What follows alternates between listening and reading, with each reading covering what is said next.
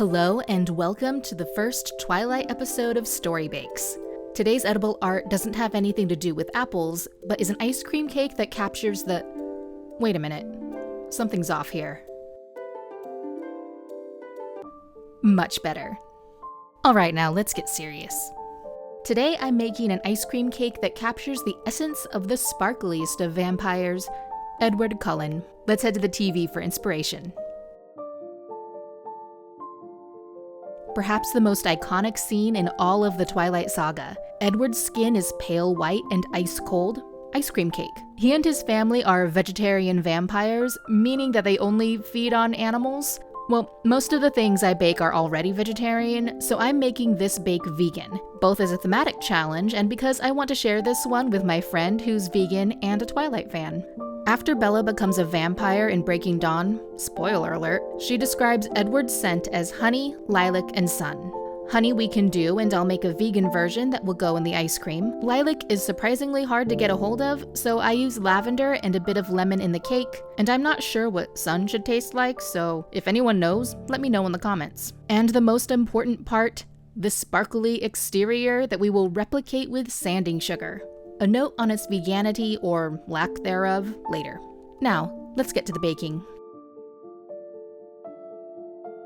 For this apple-based vegan honey, I'm combining 1 cup of apple juice with 175 grams of sugar, half a tablespoon of lemon juice, and 20 grams of corn syrup in a small saucepan. Then we just bring it to a boil and let it cook until it has reduced by half. I have very fond memories of making fun of Twilight in college, but in the last 5 years or so, I've come to unironically love it, and more importantly, embrace that love. I don't claim to understand why, but we all do things that are inexplicable, like a lion falling in love with a lamb, or making honey out of apples, which really turns out more apple-y than honey-y. I meant to get some footage of the honey bubbling on the stove after it had reduced by about half, but I forgot. So we take it off the heat and...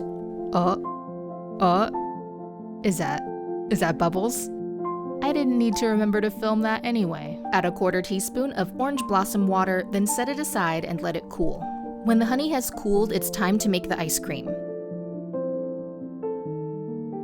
First, I'm mixing 1 cup of macadamia nut butter with half a cup of our vegan honey, then 2 teaspoons of vanilla. Since Edward is pale white and ice cold, I'm adding some white food coloring, an ingredient that still seems a little weird to me. This gets more appetizing, I promise.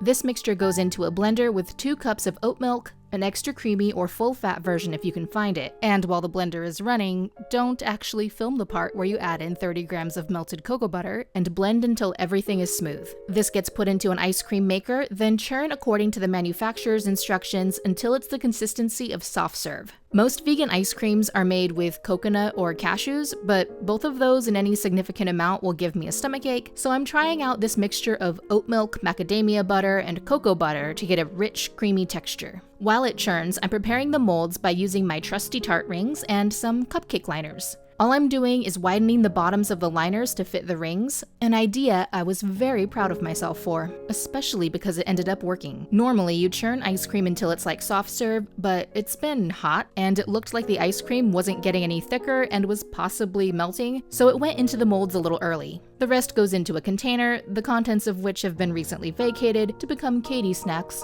later.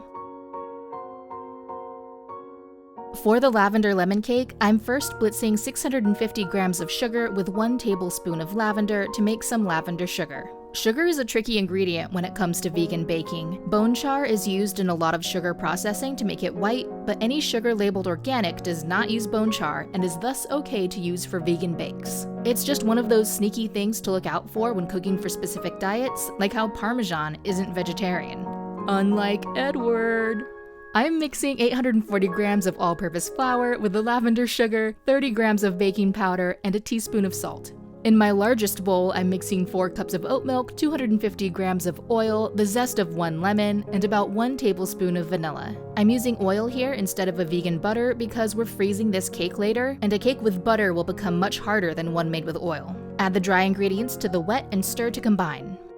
This goes into a lined half-sheet pan, then smooth out the top so it's nice and even. Now here's the part where I worry about if the pan is too full and will overflow. In the end, my desire to not have to potentially clean my oven wins out over in-the-moment laziness, and I portion some of the batter into ramekins. These get baked at 350 degrees Fahrenheit for about 30 to 35 minutes, or until a toothpick comes out clean.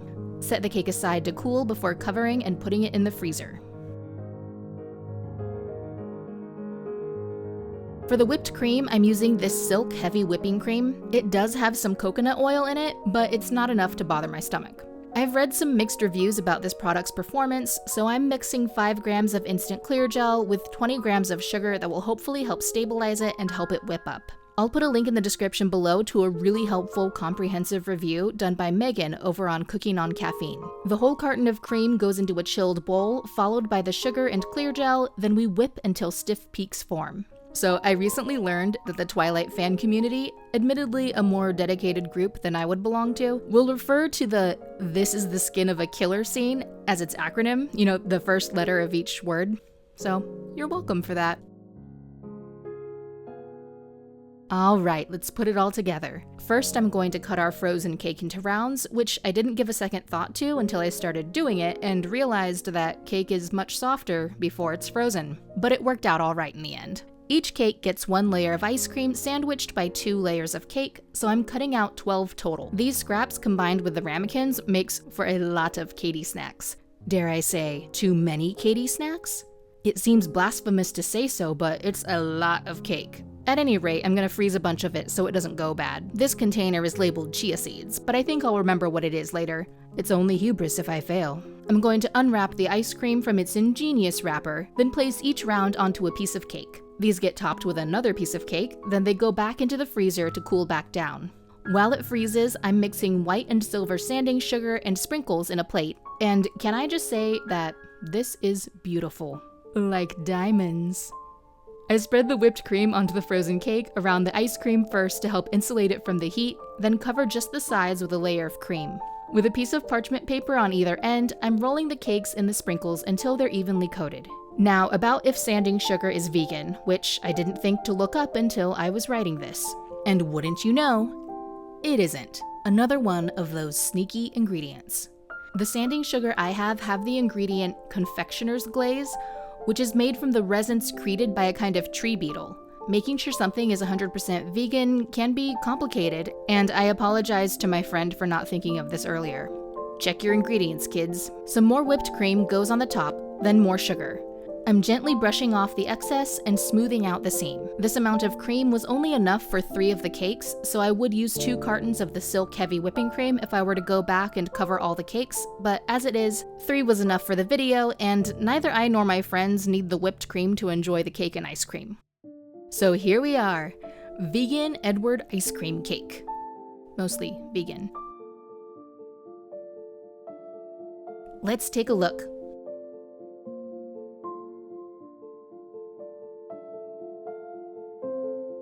Putting the cake on these little plate things was a much better idea before I cut into it and realized there was going to be no elegant way to separate the halves. So, yeah, that's it. That's the best we can do.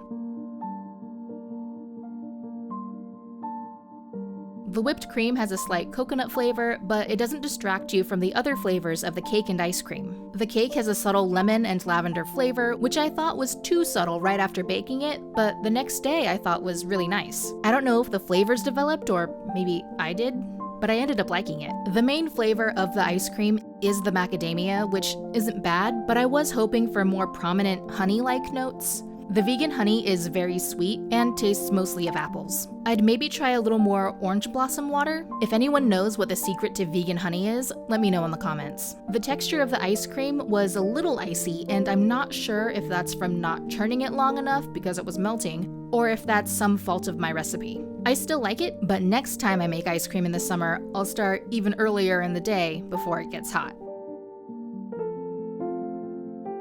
We're keeping it really simple here with some of the Lavender-Lemon cake, which is stuck to the top of the Tupperware.